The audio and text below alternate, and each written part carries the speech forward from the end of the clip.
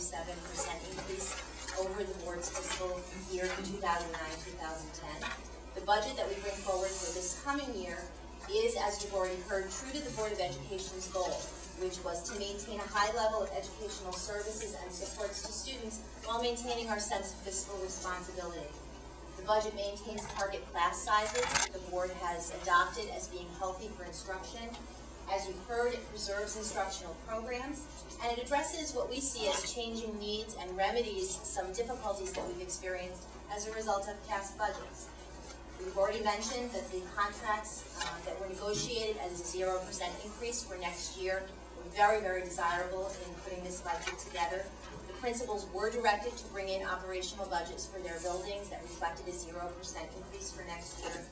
The budget also includes an administrative reorganization, which we believe optimizes administrative coverage over the course of the district and also results in some financial savings.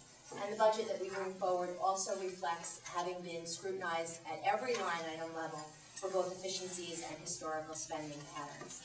Of note in our budget, in terms of increases, we knew that we would be expecting increases in health insurance, and the budget that you have in front of you reflects an amount that's up $290,000 in the area of health insurance.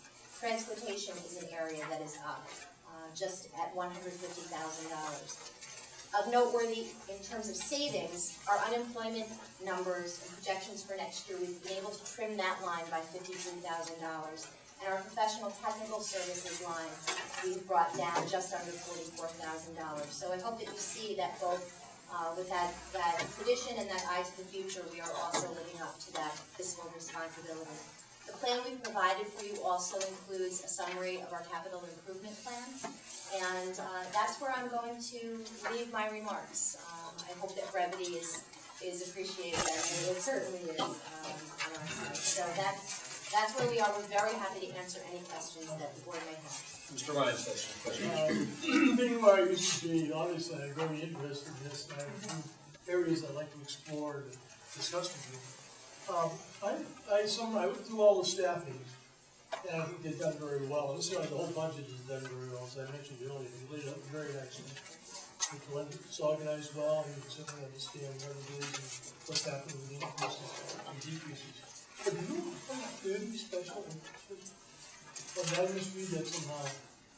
I had them all up by schools and everything. I come up with 30.5, I think.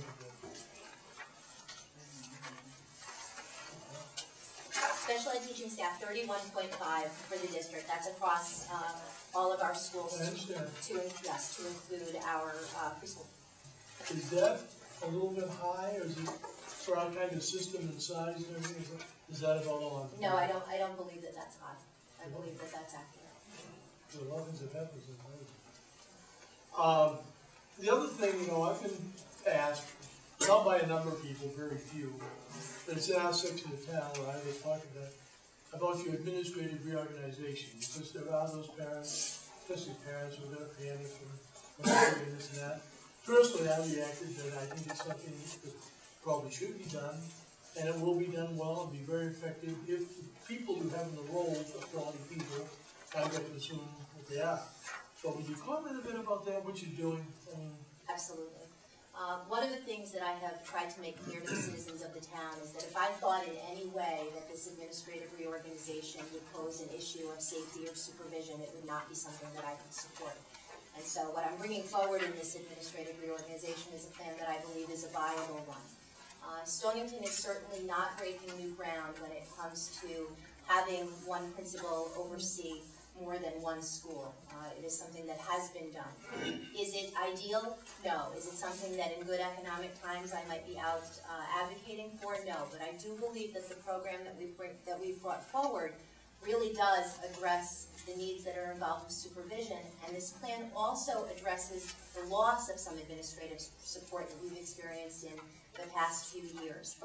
One of the key pieces of this administrative reorganization is the fact that it does provide an additional layer of administrative support at the middle school level. For the past 2 years, the principals of both Wequetequock and Mystic Middle School have been in a position to lead those buildings without an assistant principal, which was lost in the former budget process. In this administrative reorganization, we're able to give them a dean of students, which really will be very important in terms of allowing those principals to do the kinds of instructional leadership that needs to be done in those buildings, while allowing that dean of students to handle the more significant student management piece that obviously is a concern to us. So again, is it the ideal? No, it is not the ideal. But is it viable? Yes, I think it Yeah, is. but we did that years ago in a little different way, and it worked really well.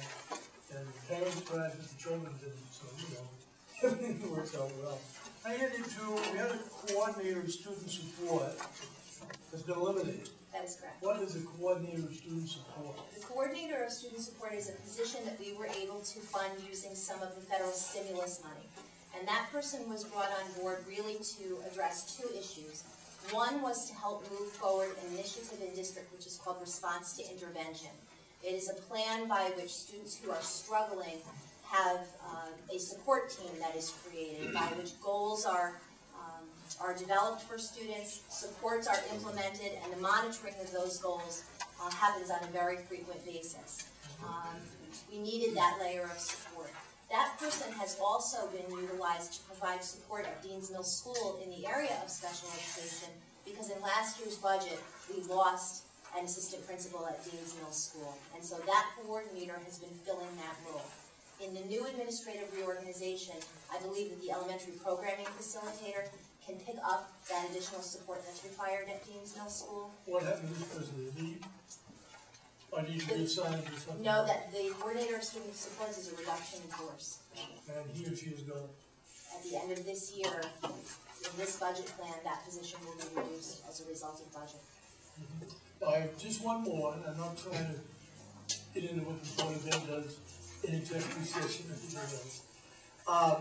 I noted your initial budget, I think, came in at 2.5. A little bit lower than That you that, but yes. presented, yeah. Yes. Then the board voted unanimously to commit with a budget to us of 1%.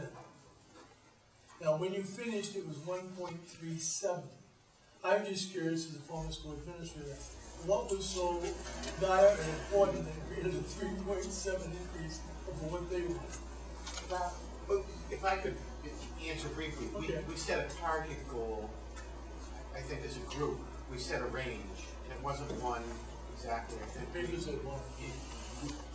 We were between one, there were a number of perspectives on the board between 1 and 1.5. And so we didn't pick one of those specifically. We said that we are aiming to be in this range, and please come back with a budget.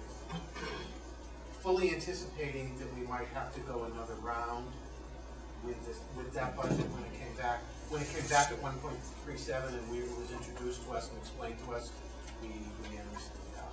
We're gonna get it down to 1. You You know, we- very good job with this budget, I think, very, all of it. We felt that this was a budget that we had to support. Thank you.